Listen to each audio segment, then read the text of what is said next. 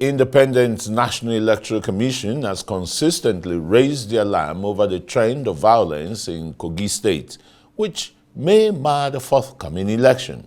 Well, I'd speak to one of the candidates in the race, Samson Omale, who is a flag bearer of the Young Progressives Party. Well, you were in so much hurry, to start this interview when you were interjecting. Yeah, watching the APC campaign and the rest, they seem to be on ground, going everywhere, and not so much is heard about other parties. Why?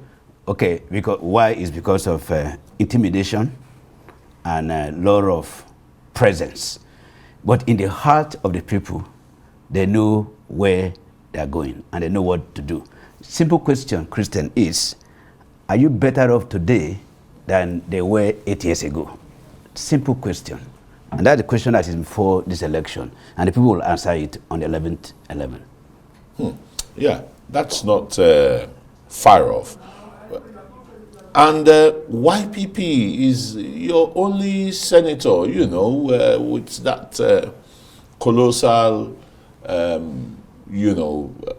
being in government, let's put it that way. Senator Ifeanyi Uba has left the party, and that may spell some doom, for aspirants like you in the governorship election in Kogi State, don't you think so? No. You see, YPP is the most disciplined party of all the parties you have seen.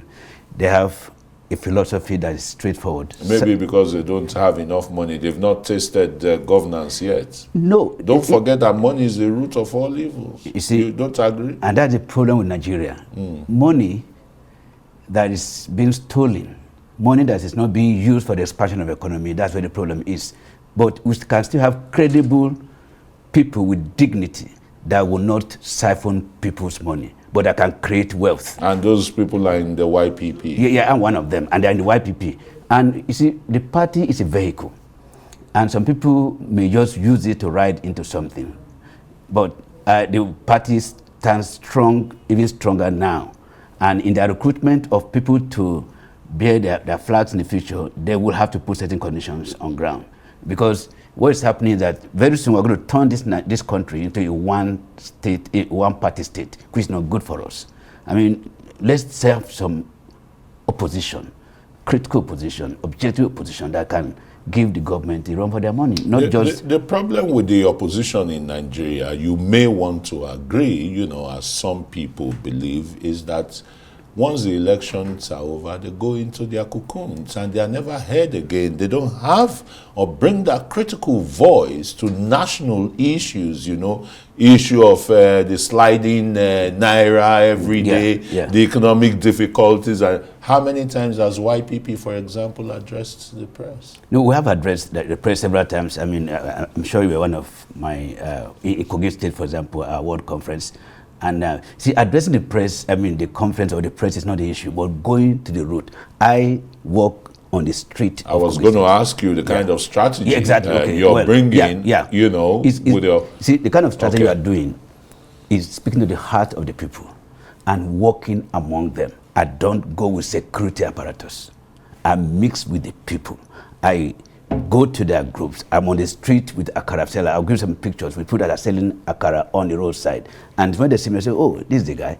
I was on Man Party upper Saturday with the people climb up to that mountain, mix up the people, bought zobo, bought things, mix up them.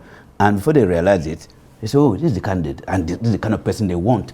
I want to be where the people are, to feel what they feel, to experience what they experience. You see, when you talked about people once they get into power, they don't live to anything. It's because initially they didn't promise you anything. Look at the campaign that's going on in Kogi State. Have you heard anybody saying what they want to do? They don't have a message. They're not working, they're not campaigning on issues that affect the people. All they want is power by all means. And they get into power not because the people vote them in, but because they force themselves in or bribe the people in. This money you talked about. So when they, first of all, improvise, when they weaponize poverty and hunger, then they come with peanuts and people gravitate to How about kick the them. issue of violence that state Yeah. is known for? You know, Is it- my earlier guest Yeah, even yes. talked about the ta ta ta ta ta. You know, And it's a which shame. is a rhythm in Kogi. Yeah, and it's a shame that Kogi has that tag. It's a shame because if you kill the people you want to govern, then who will you govern? Now, if you force yourself, if it's like a rape, you know, if you are loved, let people accept you for what you have done. So the issue of violence in Kogi State is the desperateness of politicians who, number one, have no message, no plan at all for the people, but just want to bear that tag of politician, of governor or senator. And also they are fighting personal, individual issues, not related to the people. So you see the clashes of, you hear them saying, oh, this person is my enemy, it's a common enemy. This person, you talk of people talking on individual basis, not on the people. And that's what the people of Kogi State are waiting for this time. They know those who, like APC and one of the other party, they're the same. APC, SDP, the same party. There's nothing. What makes them the same? They were on until the primaries. Primaries didn't favor one, he separates, and he goes to SDP. So we'll be seeing some kind of split votes there. Exactly, and he goes there and already talking with the president, who is APC, which means they're not the same, they're not different. So you see the candidate of SDP having pictures with the president, not as a governor yet, which tells them, like this guy did in a YPP, when I win, I come back. So these are the transactional politics that is, the people of Kogi are so civilized now, Christian, let me tell you. They are so civilized in this election, they're going to, not a surprise to me, but they're going to show surprises. They're going to vote from their heart. They'll sing along all this noise and media hype and all that you are hearing, but on the day of the election, if INEC lives to its billing and expectation, these guys will have they will not be near government house. How are you going to use your party's vehicle? I like the name, Yeah, Young Progressives Party. How much mobilization Okay. are you doing for the young Do you know the people? population of Kogi State is 4.8 million. The youth 1.8 million. They form the core population segment of Kogi State. I was addressing them 2 weeks ago, and they invited all the candidates to come and address them, the Kogi Youth Charter, and they produced what they call the Charter of Agreement. They produced this and said, I, as governor, will do the things I say I'll promise. You know how many people turned up? Only 2 of us turned up.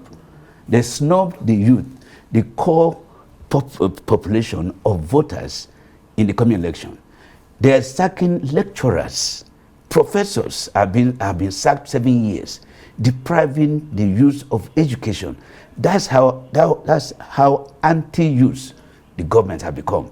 And the youth are resolved to vote in someone who understands them, because they are the strength of the economy. Do you temper that nomenclature? Do you temper, the stature of what the youths of Kogi are looking for? What? Do you temper it? Yeah. Do you have the characteristics, yes. idiosyncrasies? Yeah, exactly. Well, as a teacher, of course, the youths are my primary constituency. I love, and I have children of their age.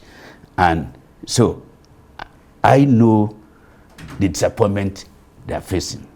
Disappointment this generation, other generations have done to them. I know their desperation, and I know their frustration. These are intelligent. Each time I address them, I see intelligence, I see skills in them. But who is to get this out?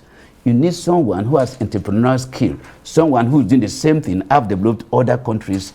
In my teaching experience in universities, I've developed people in the MBAs from other countries of skills. So I feel what they feel, because I know exactly what to do to bring the very best out of them, that they can serve Kogi State and Nigeria better. I know how they're feeling. I know their frustration, because I have children of their age.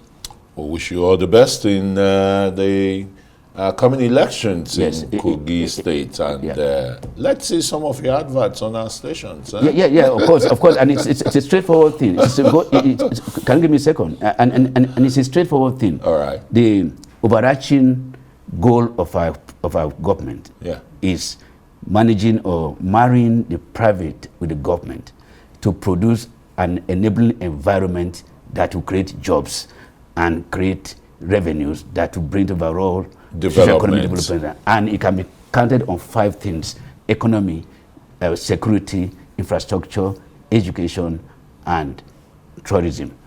And this, coming to 11/11, Kogi State will be in a safe hand.